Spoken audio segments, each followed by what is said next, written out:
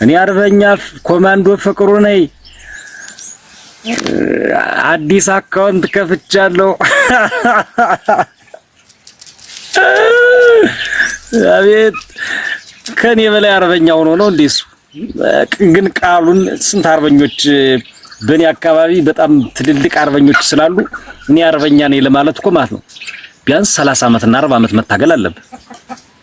እዛ በተለይ እሺ የ30 እና 40 አመት የትግል እንትን ባይኖር እንዲያው ትክክለኛ በቃ እስከ ህይወት መስዋዕትነት ድረስ ለዚህ ትግል ቁም ያለው ካልክ ነው እንዲያው አርበኛ ነኝ ልትል የምትችል። በቃ እስከ ሞት ድረስ የዚህ ትግል እስከ ቀራኔው ድረስ እጓዛለሁ ካልክ እሺ አርበኛ ነኝ ይበል።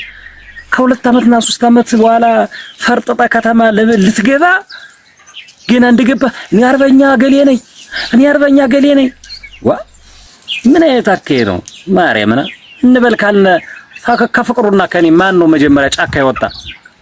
ለዚህ ትግል መጀመሪያ ማን ነው ድምጽ የሆነ? እሱ ቲክቶክ ሰራ እንጂ እኛ እኮ ዘፈን ስንዘፍን ተወኝ በቃ ብለን በገና የሰሜኑ ጦርነት ሳይነሳ የሰሜኑ ጦርነት እሱ የት ነበር? ታዛው ከምን ጊዜ የመንግስት ቡችላ እኮ ነበር። የአብይ አህመድ ቡችላ ነው ነበር ፍቅሩ። እኔ አርበኛ ፍቅሩ ነኝ።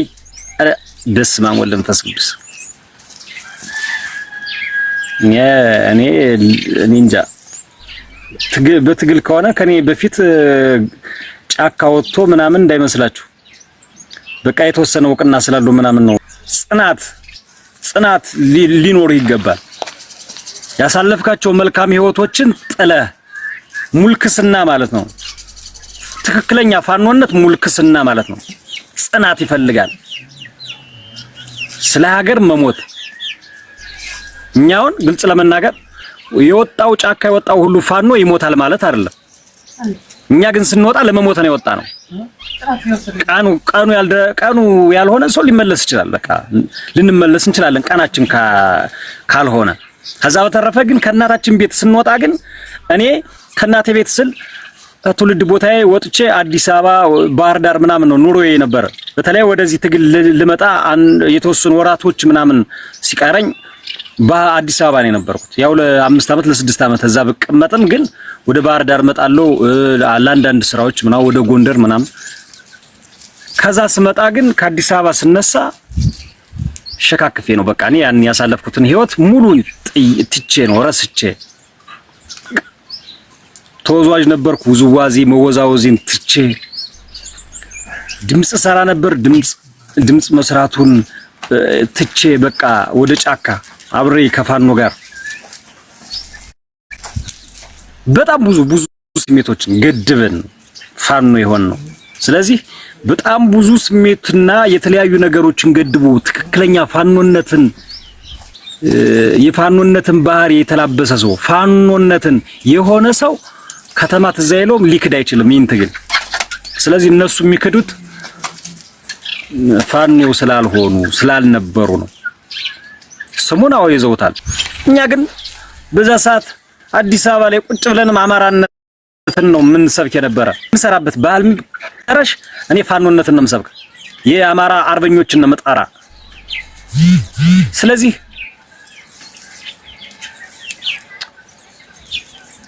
እነሱ እኛን አይወክሉም ሊወክሉም አይችሉም። እና ፍቅሬ አሁን ኮሎኔልም እኮ አርበኛ ኮሎኔል መሐባ አርበኛ መሐባ ፈንታው ምናምን ሲባል ነበር። እኔም ቃሉን አትጠቀሙት እናቴ ትሞተ መባል ካለበት እንደው እንበል ከተባለ እኔ ብላውን ማለት ነው። ግልጹ ልንገራችሁ እኔ አሁን አርበኛ እንዳልኩ ቢነኝ ማለት ካለብ ይላሉ። ለምን እኔ የራሴን ስለማውቀው ማለት ነው። መቼም ቢሆን ወደ ከተማ ልገባ ስለማልችል ፍጹም ነኝ። ለዚህ ትግል ግልጹ መናገር ፍጹም ነኝ አላደርገው። ስለዚህ ነገ ጧት ጥለው ለምትሄድ ትግል ጽናት ሳይኖርህ ጽናትን ሳትጎናጸፍ ድምረ ስሙን መጠቀም ይኸው ለራስ ነው። የታሪክ ድንቁርና የታሪክ ውድቀት ለራስ ነው። የራስን ታሪክ ነው የምታበላሽው። በነገራችን ላይ ሰው የራሱን ታሪክ ነው የሚያበላሽ። እና ፍቅሩ የራሳቸውን ታሪክ አበላሹ እንጂ የጎንደርን ታሪክ አላበላሹም፣ የወሎን ታሪክ አላበላሹም፣ የሸዋን ታሪክ የጎጃምን ታሪክ እነ ፍቅሩ አላበላሹ። የራሱን ታሪክ ነው ያበላሽ። ለምን ጎንደር ላይ ብትሄድ፣ ሸዋ ላይ ብትሄድ፣ ወሎ ላይ ብትሄድ፣ ሸዋ ጎጃም ላይ ብትሄድ በጣም ብዙ አርበኛ ስላለ ለኛ አይደንቀንም። አንድ ቲክቶከር ሄደ ምናምን ለምን ጠረጋ ይለው እስከሙሉ ቤተሰቦቹ ነው ቢገባኛ ይመለከታል። ለምን እኛ አለና ጽናትና ቁርጠኝነት ያስፈልጋል ለዚህ ትግል። በመጀመሪያ ደረጃ ጽናት የአማራ ፋኖ ስትሆን ጽናት ይጠበቅብሃል፣ ቁርጠኝነት ይጠበቅብሃል። ስለዚህ ጽናት ማለት በጽናት ውስጥ ደግሞ ምን አለ? ረሃብ አለ፣ ጥማት አለ፣ ብርድ አለ፣ ፀሐይ አለ። በጣም ብዙ ስቃዮችና መከራዎች ሊኖሩ ይችላሉ። እነዛን ግዴታ ትቋቋማለህ። እነዛን ተቋቁመ ነው አላማህን የምታሳካው። አዛውጭ ዝም ብለህ ከተማ ቆይተህ በርገር ስትገምጥ እንደነበረ ወደዚህ ወደ ፋኖ ትገባለህ። አሁንም በርገር ያምራህ ለዚህ ጫካ ቁጭ ብለህ እንደዛ የሚባል ነገር የለም። ቂጣ ተባላለህ 2 ሳምንት ቢሆን 1 ወርም ቢሆን ቂጣ፣ ደረቅ ቂጣ የወጥ የሌለው በኋ እየነከርክ እየበላህ ነው ፋኖ የምትሆነው። ቆሎ እኔ 7 ቀን ማለት ነው፣ ግልጽ ነው የምነግራችሁ የማልደብቃችሁ ማለት ነው። 7 ቀን ቆሎ በልቻለሁ። 7 ቀን ማለት ነው። 7 ቀን ቆሎ በልቻለሁ። ውሃ ጠጣለሁ፣ ቆሎ በላለሁ። 7 ቀን ማለት ነው። በ8ኛ ቀኑ ትንሽ የእንጀራ ተገኘና እንጀራ በላው። አየህ፣ በዚህ ልክ ነው መሆን ያለበት። ቁርጠኝነት ማለት ይሄ ነው እንጂ እኔ ያውና ከአዲስ አበባ ያን የመሰለ ህይወት ጥዬ መጥቼ ለምን እዚህ ቆሎ በቆሎን ቆሎ በልቼ አልታገልም ብያለሁ። እንደውም ጠንካራ እየሆንኩ መጣሁ እንጂ ቆሎ በልቼ አልታገልም። እንዴ ቂጣኔ በልቼ ቂጣ እኮ ነው ያልወድም እኮ ይሄ ጨጓራ አይቀበለው ምናምን አትልም። ፋኖ ስትሆን አርበኛ ስትሆን እንደዛ አትልም። ቂጣ 2 ወርም ቢሆን ቂጣ ትበላለህ። 1 አመትም ይሁን 30 አመትም ይሁን ቂጣ ትበላለህ። ቁርጠኝነት ካለ ማለት ነው። እና አርበኛ መሳፍንት ተስፎ እነሱ ያሳለፉትን የፋኖነት ቁርጠኝነት የአርበኝነት ጥጉን የያዙት እነሱ ናቸው። ከተማ ገብቶ አይታችሁ ታውቃላችሁ? እድሜ ልኩን ቂጣና ቆሎ በቀኝ የማይሰለች አርበኝነት ደግሞ በደንብ ካወቃችሁት አይሰለችም። አርበኝነት በደንብ ነው ደስ እያለ የምትቀበለው። ከቀን ቀን እየጣፈጠህ ነው የሚሄደው። ግን ቁርጠኝነት ካለ ነው ከውስጥ እየጣፈጠህ የሚሄድ እንጂ ዝም ብለህ ቁርጠኝነት ከሌለ በ3 ቀን አይተው ቆሎ እና ቂጣ ስትበላ ፈርጥጣ ትሄዳለህ።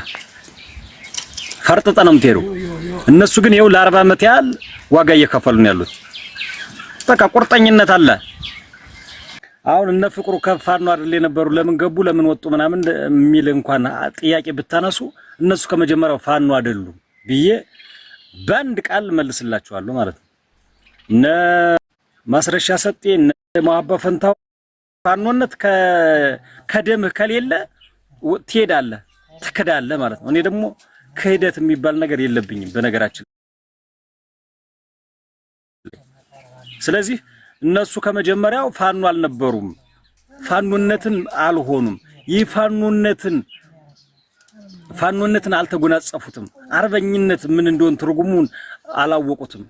ፋኖነት ማለት ልጆቼ ናፈቁኝ፣ አትላንታ ቴንኪው፣ ልጆቼ ናፈቁኝ፣ እናቴ ናፈቀችኝ፣ አባቴ ናፈቀኝ፣ ቀየው ትዛለይ፣ ከተማው ትዛለይ፣ ጃምቦ ትዛለይ አትልም። ፋኖ ስትሆን ከብዙ ስሜቶች ተገድበህ ነው።